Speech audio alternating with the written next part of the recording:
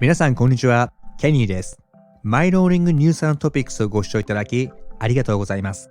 このチャンネルでは海外の記事を英語で読んで最先端のトレンドやカルチャー、アートや時事など様々なニュースやトピックスをご紹介していきます。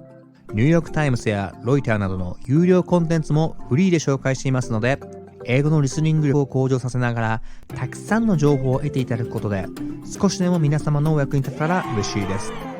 皆さんはこの10分足らずの動画をご視聴いただくだけで最新のニュースやトレンドを知ることができますので、通勤通学のお供にぜひ最後までご覧ください。また動画内で聞きなじみのない英単語やイディオムには吹き出しでフィーチャーしていますし、日本語の翻訳文は概要欄に記載しておりますので、まずは英語でご覧いただき、その答え合わせとして翻訳文をお使いください。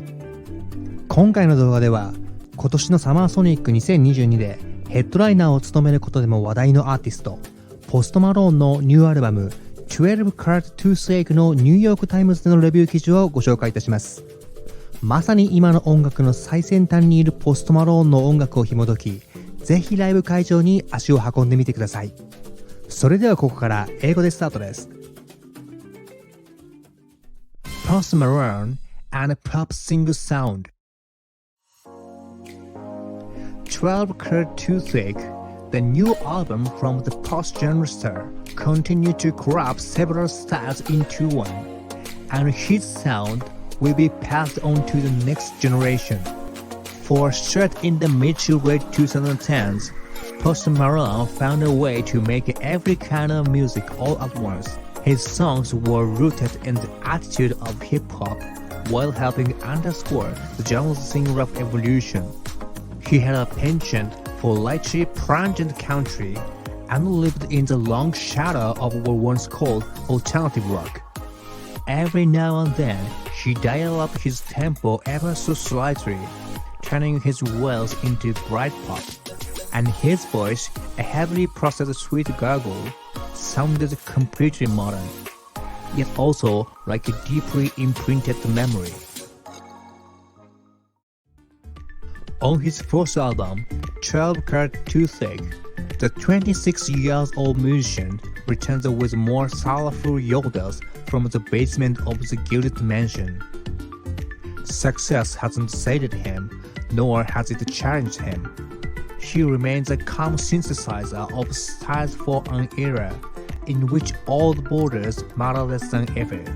At times, he is relentlessly effective, but just as often, his music has an air of indifferent inevitability. It sounds both like the template for what's still to come and also the logical endpoint of pop specificity as we once knew it. What makes Post Malone particular are songs in which ecstasy and misery are indistinguishable.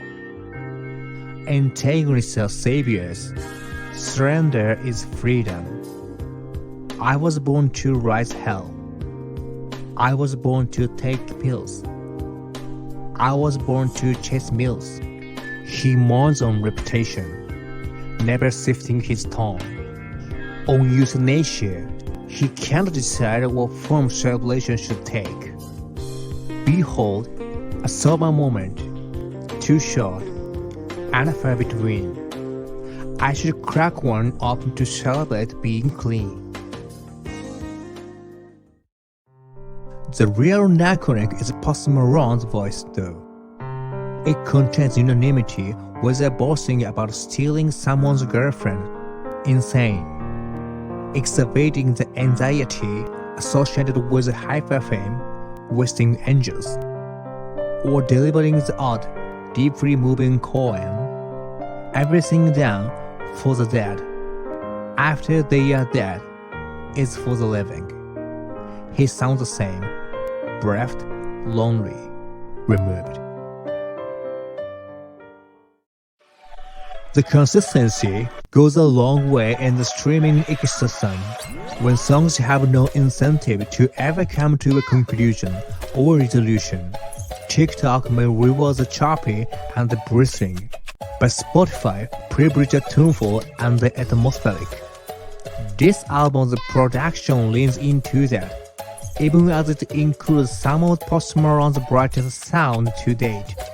Wrapped around your finger, has 1950s sweetness and 1980s syntheticness. And I Cannot Be, a sadder song, has a bubbly undertone that recalls some of squeaky K-pop. One right now, with The Weeknd, is more GP dyspepsia. But even the chirpy moment don't detract from the album's tonal consistency. Rhys Bell, a long-time collaborator and architect of Post Malone's sound, is an executive producer on 12 Carat Toothache and has a production credit on each track. Mostly, he's conducting a glooming mood that's tactile. Insane is ominous. Cooped Up is ravishly empty. And the production on Love Hate Letter to Alcohol sounds like a Foley artist recreating storm sounds for a disaster film. It's ignoble but inescapable music that operates at gut level, not ear level. Call it ambient 2 music for AirPods.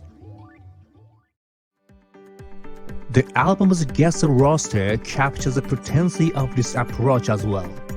Mostly, Post Malone seeks out like voiced performers who blend singing and rapping. Ghana, The Kid Laroi, Doja Cat, Roderick. This gathering of performers feels pointed, a seamless bridge between generations of stars in Post Malone's image, even as the man himself remains blurry. Strikingly, though, this tactic is even spilling over to more straightforward pop singer-songwriters who are finding the audience for crispness narrower than it might once have been. It's hovering over I Used to Think I Could Fly, the astute and piercing debut album from the 18-year-old Canadian Tatum McRae. McRae has found some success on TikTok, mostly as a lightly punky pop singer. And some of the finest moments on this album follow a similar pattern, like What Would You Do, Was It Sack of Sass, or the exceptional What's Your Problem, which renders romantic gut punch with curiously ecstatic production.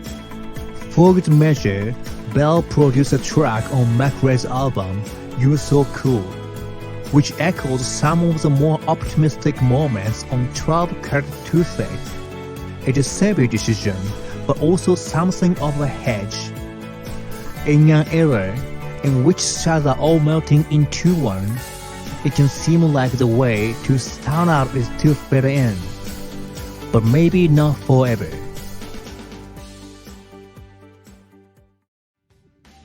はい、お疲れ様でした。いかがだったでしょうか。ニューヨークタイムズでのポストマローンのニューアルバム12 Carat Toothache の特集記事でした。このアルバム聴けば聴くほど味が出てきて、どんどんポストマローンの世界に引き込まれていきますね。5曲目の I Like You なんかはキャッチーでとっても聴きやすいので、今回初めてポストマローンを知った方はぜひこの曲から聴かれるといいと思います。今回の題材は新聞記事だったこともあり、表現がジャーナリストならではっぽくて難しかったですね。僕自身も翻訳にだいぶ大変でした。翻訳文の歌詞のところは僕の意訳ですので、皆さんの感じた表現と違った場合はぜひ皆さんの気持ちを優先してください。歌詞もアートと同じで正解はないので、そんな感じでいいんです。それではご視聴ありがとうございました。よろしかったらいいね、コメント、チャンネル登録をお願いいたします。また次回の話題でお会いいたしましょう。See you next time. Thank you for watching.